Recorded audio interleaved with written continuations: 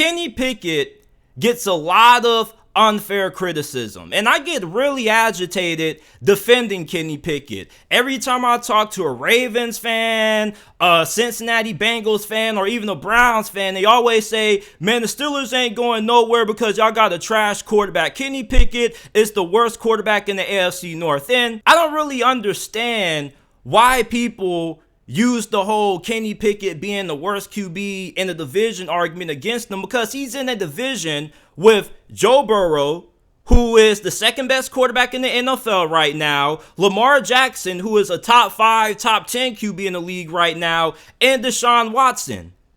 So Kenny Pickett, of course, he's going to be the worst quarterback in the division right now because he's not as established as those other quarterbacks. He still has to prove himself. And when you look at his rookie season, it wasn't that bad. You see a lot of people on Twitter, what they do is they go and they look at Kenny Pickett's stats and they see 7 touchdowns and 9 interceptions and they say, oh, Kenny Pickett's a bum. He's a scrub. He's not good, JT. He has more interceptions than touchdowns. And when people go off the stats when it comes to judging Kenny Pickett's rookie season, that's how I can tell a lot of those folks are either extremely biased or they weren't watching the Pittsburgh Steelers last year. Because if you watched Kenny Pickett last season, he improved every single game he played. And the majority of his interceptions came his first month as a starter in October. He threw 3 interceptions against the New York Jets and the Miami Dolphins, and he threw 1 interception against the Bills and the Philadelphia Eagles. I mean, he played against some of the best defenses in the NFL his first couple of starts. Of course, the dude was going to struggle. But once he started to settle in, Kenny Pickett got better as the season progressed. And if the Pittsburgh Steelers would have started Kenny Pickett week 1, like I suggested around this time last season when all you guys were trying to hype up Mitch Trubisky, the Steelers would have been a playoff team last season. If Kenny Pickett would have played the whole entire game against the Carolina Panthers, Pittsburgh would have won that game. Kenny Pickett, in his final 8 games as a starter for the Steelers last year, he went 6-2. He led them to 4 game-winning drives against the Saints, the Colts, the Raiders, and the Ravens. Now, the Steelers going into this season, this is one of their best teams that they've had in recent memory. Not too many people are talking about this, but the Steelers over the last 2-3 years have been in a quiet rebuild. Mike Tomlin, some way, somehow, has still been able to keep Pittsburgh in the playoff conversation, despite the fact that the roster has somewhat been through a little bit of an overhaul. The offensive line a couple of years ago was extremely old. You had to get younger on that side. Then you had to bring in Kenny Pickett. You had to help him adjust to the NFL game. And that was a large reason why the Steelers decided to retain Matt Canada. You also have fans who root for the Baltimore Ravens and the Bengals and the Browns who say, man, y'all got a trash offensive coordinator. Matt Canada isn't a great offensive coordinator, but you also have to remember, part of a young quarterback being successful is making sure that you can maintain stability on the coaching staff. Anytime you change an offensive coordinator early into a young quarterback stint, it affects his development because then he has to learn a whole entirely new system with new terminology. Do y'all not remember what happened with Marcus Mariota when he was with the Tennessee Titans? The dude had a new offensive coordinator damn near every single season. Similar situation with Jameis Winston. When you look at some of the most successful quarterbacks in the NFL, right now, most of them have had the same head coach or either the same offensive coordinator for at least their first couple of seasons in the league. Look at Josh Allen and the Buffalo Bills when they brought in Brian Daboll. Brian Daboll just wasn't there for Josh Allen's first season and then dipped. He was a large reason why Josh Allen has matured into the quarterback that he is today. The Steelers, going into the 2023 NFL season, have one of the best teams that they've had in recent memory. The offensive line has improved. You have a really good and young, talented wide receiver core. You got Deontay Johnson, George Pickens, who, like Kenny Pickett, is going to be in for a breakout season. And we already know the Pickett to Pickens connection is going to end up being electric this year.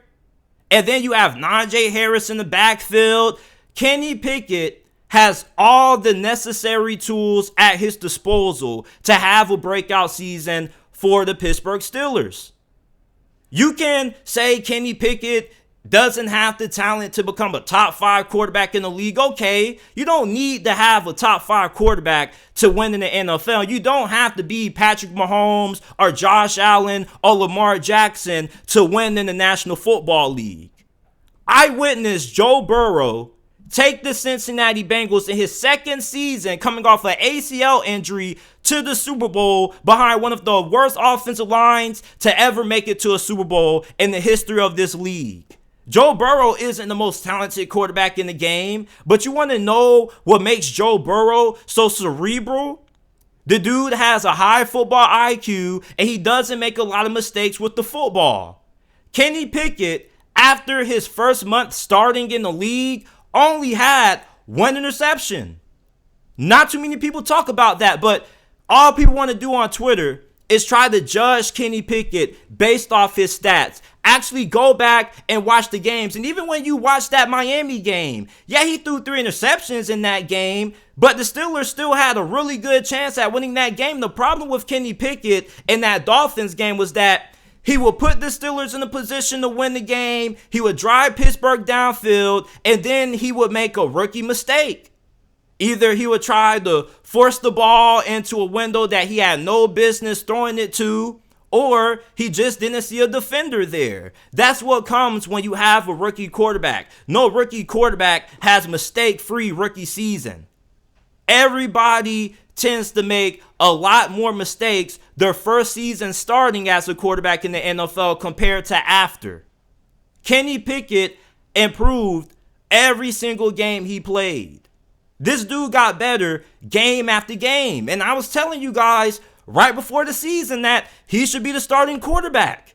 When you look at how he performed in the preseason, the dude had control of the offense. He had the respect of his teammates. He should have been starting week 1.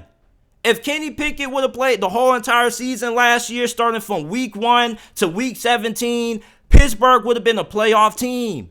They would have won 10 games. The whole narrative that Kenny Pickett isn't good, his ceiling is no higher than a top 12 quarterback, like, you don't know that. You guys have to remember this.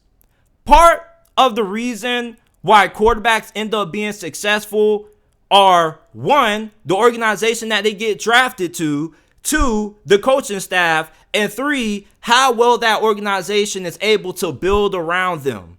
Kenny Pickett has all 3 of those things. I think that we can all agree, even if you're a fan of the Browns, the Bengals, or the Ravens, that the Steelers are still one of the best ran franchises in the league. Mike Tomlin has been coaching his tail off over the last couple of years. Mike Tomlin has damn near been a top 3, top 5 head coach.